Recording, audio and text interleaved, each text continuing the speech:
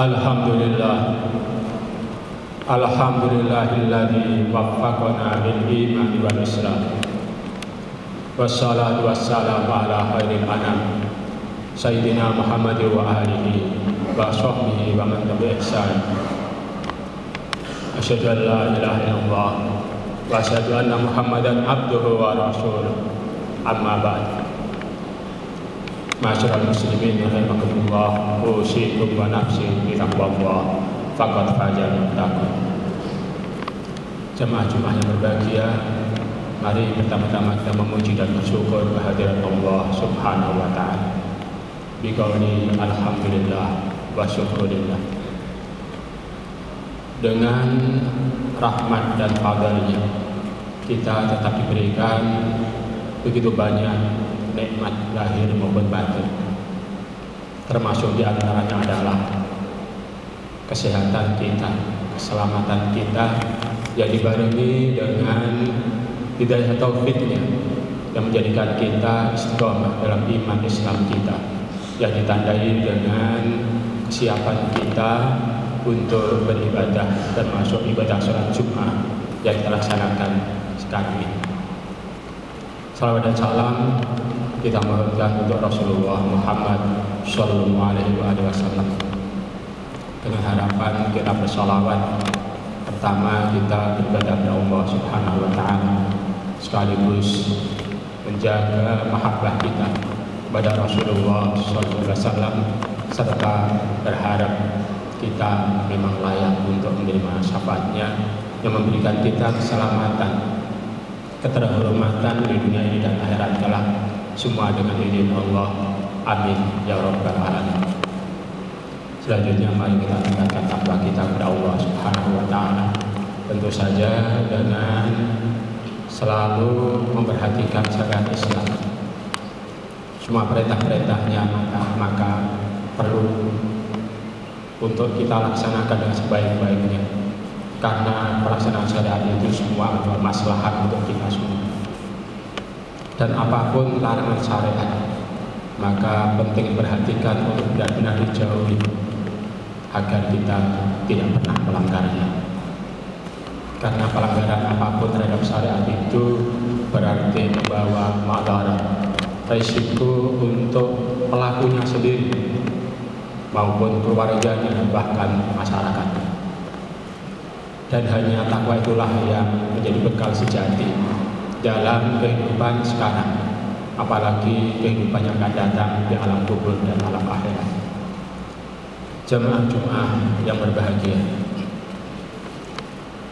pada surat Al-Asr Allah Subhanahu wa taala bersumpah dengan Al-Asr yang biasa dipahami sebagai waktu.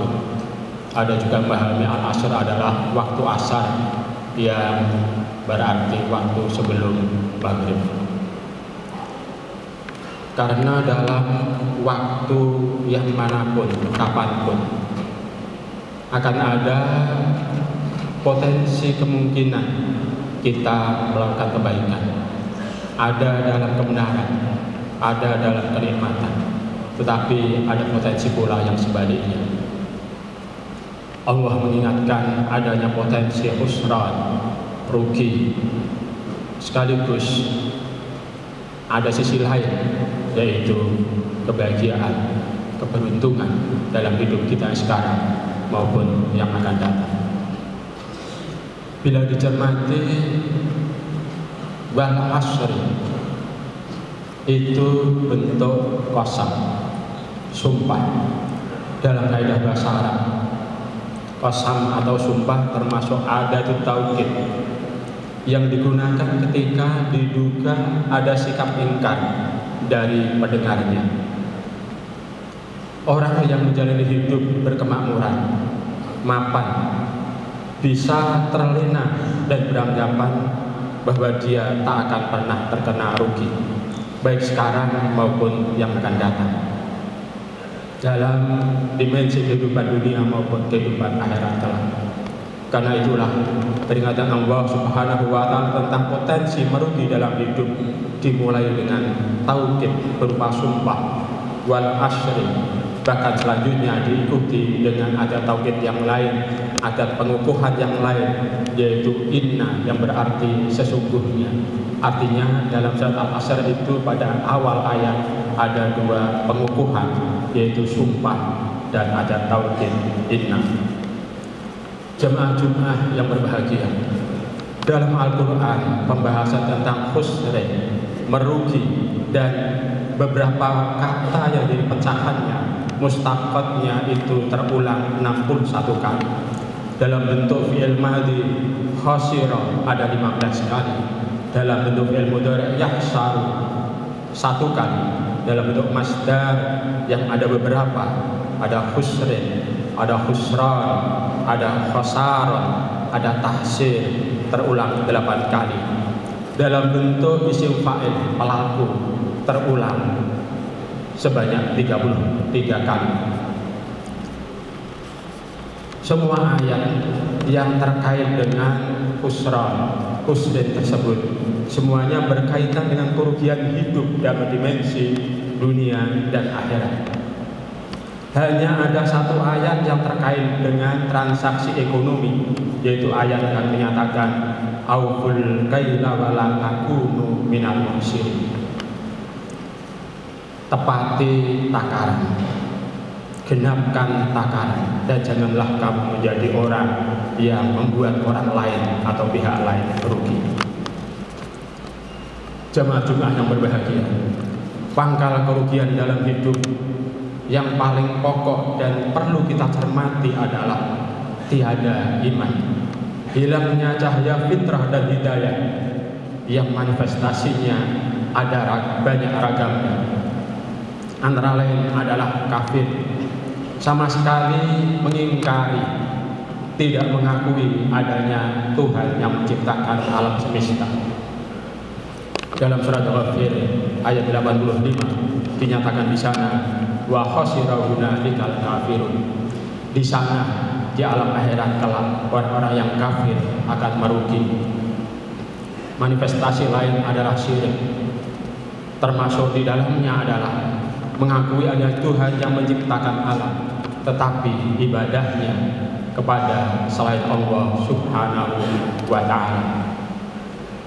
Ulama membedakan antara syirik besar, yaitu beribadah pada selain Allah, dan ada ibadah yang sudah benar tetapi karena tujuannya salah, riya, sum'ah dan seterusnya, maka amal itu terganggu oleh syirik kecil atau syirik khafi. Baik syirik besar maupun syirik kecil itu berpotensi membuat yang bersangkutan rugi.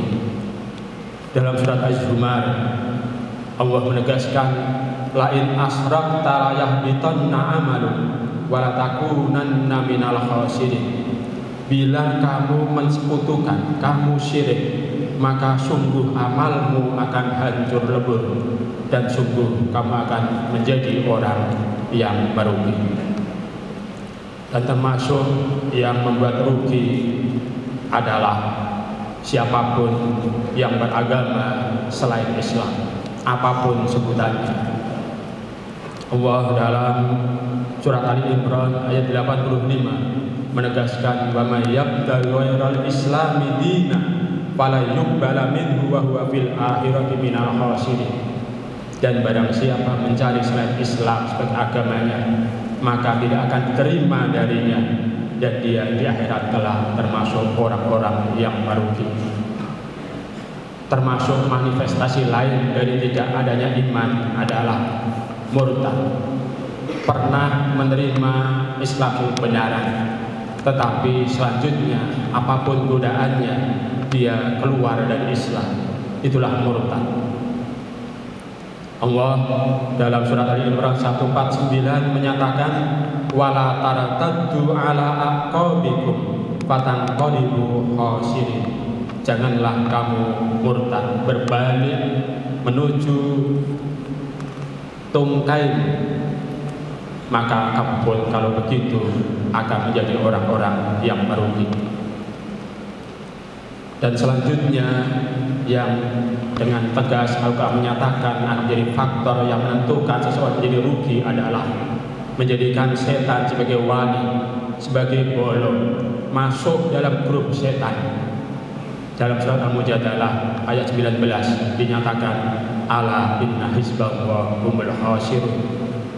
Perhatikan, sungguh grup setan, kelompok setan itu orang-orang yang merugi. Dalam ayat lain Allah menyatakan wa may yattakhidhis syaitana waliyyan min dunillah faqad khasira khusranan mubina. Barang siapa menjadikan setan sebagai wali, sebagai terkasih, sebagai bolonya di luar Allah, maka dia akan benar-benar rugi dengan serugi-ruginya. Pada kesempatan yang lain, dalam ayat lain, Allah memberikan penegasan pada kita agar bersikap pada setan dengan menyatakan setan adalah musuh bagi kita sebagai orang yang beriman. Inna syaitana lakum aduwwun mubin. Sungguh setan itu adalah musuh yang jelas. Masih ada hal lain yang akan menjadikan siapapun di antara kita bisa terjerumus dalam rugi adalah ikut bisikan nafsu yang menggoda. Berkaitan dengan nafsu, ada contoh yang fenomenal dalam Al-Quran, yaitu pembunuhan pertama dalam sejarah manusia itu terjadi karena bisikan nafsu. Dalam surat Al-Maidah ayat 30, Allah menyatakan dalam firman-Nya, fatawwa'at lahu nafsuhu qatla akhi faqatalahu fa asbaha minal khasirin. Lalu nafsunya menggoda dia, menampilkan seakan-akan ada kebaikan, ada manfaat untuk membunuh saudaranya, lalu dia pun membunuhnya, maka dia menjadi orang yang merugi. Jamaah Jumat yang berbahagia, dalam surat Al-Asr tersebut Allah memberikan bimbingan kepada kita bagaimana agar kita sebagai muslim-muslimah bisa menghindari rugi dalam hidup kita, hidup sekarang maupun hidup yang akan datang. Antara lain yang dibimbingkan oleh Allah adalah pertama, iman. Sebagai orang sudah beriman, penting kita untuk menjaga keimanan kita. Selama kita masih hidup, sebetulnya masih ada dinamika dalam diri kita. Iman bisa bertambah kuat, sebaliknya iman juga bisa menipis. Dan tanda menguatnya iman adalah adanya ibadah, adanya amal soleh. Dan tanda berkurangnya iman, menipisnya iman adalah banyaknya maksiat, baik dalam bentuk melanggar larangan maupun menelantarkan kewajiban-kewajiban. Kemudian yang kedua adalah amal soleh, baik amal soleh itu dalam bentuk ibadah mahdoh, salat, puasa, haji, sedekah, wakaf dan seterusnya, maupun amal soleh dalam bentuk ibadah ghairu mahdoh, ibadah non ritual. Apapun aktivitas kita sehari-hari, sejak mulai bangun tidur sampai tidur lagi, semua itu bisa menjadi ibadah bila didasari oleh iman. Kemudian memperhatikan norma-norma Islam dalam menjalaninya, dan memperhatikan pula kewajiban yang melekat ketika itu. Waktu zuhur tentu saja sholat zuhur, kerjaan ditinggalkan. Waktu asar demikian juga. Kalau memang mencari rezeki dan diberikan melimpah oleh Allah Ta'ala, ada kewajiban zakat, ada perintah untuk sedekah, maka itu pun dilakukan. Semua itu menjadi amal saleh yang akan menghindarkan kita dari merugi. Yang ketiga adalah saling wasiat, tawasau, saling kontrol, saling dukung dalam hal al-haq, kebenaran. Kebenaran yang diyakini oleh kita penting untuk dikokohkan dalam hati. dan masing-masing perlu bagaimana saling mendukung, termasuk pengkondisian di satu lingkungan, bahkan juga penguatan oleh teman-teman bagaimana agar masing-masing dari kita bisa istiqomah dalam kebenaran yang kita pegang. Jamaah Jumat yang berbahagia, dengan ketiganya itulah Muslim sebagai pribadi, sebagai jamaah maupun jamiah, juga sebagai bangsa, insya Allah akan terhindarkan dari potensi usra, kerugian, kebangkrutan dalam hidup. Tentu saja penting pula kita perhatikan apa yang menjadi sabda Nabi agar kita untuk selalu melakukan peningkatan kualitas diri, peningkatan amal soleh kita secara periodik bahkan setiap waktu. Karena Nabi menegaskan dalam hadis riwayat Imam Muslim, menegaskan bahwa siapapun yang hari ini ternyata sama dengan kemarin, maka dia itu sudah termasuk orang yang merugi. Tetapi kalau bisa memperbaiki diri, meningkatkan amal salehnya, meningkatkan kualitas imannya, maka hari ini menjadi hari yang lebih baik dibanding kemarin. Maka itulah orang yang beruntung. Dan yang paling celaka adalah orang yang hari ini, sekarang ini lebih buruk dibanding kemarin. Maka dalam hadis Nabi sebagai mal'unun, orang yang terkutuk, sebab sudah diberikan kesempatan umur, diberikan modal berupa potensi diri, diberikan modal harta kekayaan, mungkin juga kekuasaan, tetapi tidak bisa menggunakannya dengan baik untuk peningkatan amal solehnya, maka pantas disebut sebagai orang yang mal'un. Jamaah Jumat yang berbahagia, kiranya ini yang saya sampaikan. Semoga Allah berkenan membimbing kita, semoga kita bisa menjaga iman Islam kita dan meningkatkan amal soleh kita sesuai dengan kesempatan yang ada dan kondisi kita masing-masing. Amin ya rabbal alamin. Aku qouli hadza wa astaghfirullahaladzim fastaghfiruh innahu huwal ghafurur rahim.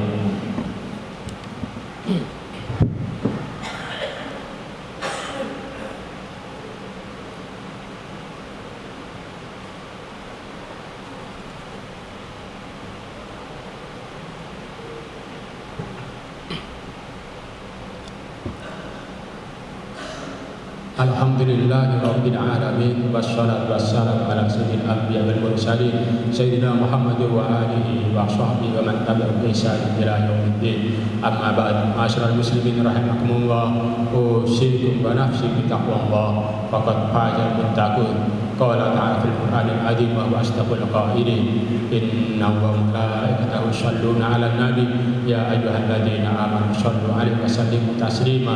Allahumma sholli 'ala sayyidina Muhammadin nuril dzati wa sirris sari fi sayyidil asma'i was sifat wa 'ala alihi wa sahbihi wa sallim. Allahumma fir bil muslimina wal muslimat wal mu'minina wal mu'minat ala ahya'i minhum wal amwat. Allahumma inna ala dzikrika wa syukrika wa husni ibadatik. Allahumma ya wali ya hamid ya mubtila bi aghnina bi halalika an haramik wa bi ta'ati ma'syiatik wa bi fadli amman siwak. Allahumma rabbana dhalamna anfusana fa illam taghfir lana wa tarhamna lanakunanna minal khasirin. Rabbana atina fid dunya hasanah wa fil akhirati hasanah wa qina adzabannar wa qina jannata ma'al abrar ya aziz ya ghafar ya rabbal alamin. Wa sallallahu ala sayyidina Muhammad wa alihi wa sahbihi wa baraka wa sallam walhamdulillahi rabbil alamin. Ibadallah, inna wa ya'murukum bil adli wal ihsan wa ita'i dzil qurba wa yanha 'anil fahsya'i wal munkari wal baghi ya'idukum la'allakum tadhakkarun. Wadhkurullaha al-'azim yadhkurukum was'aluhu min fadlihi yu'tikum wa la dzikrullahi akbar. Allahu akbar.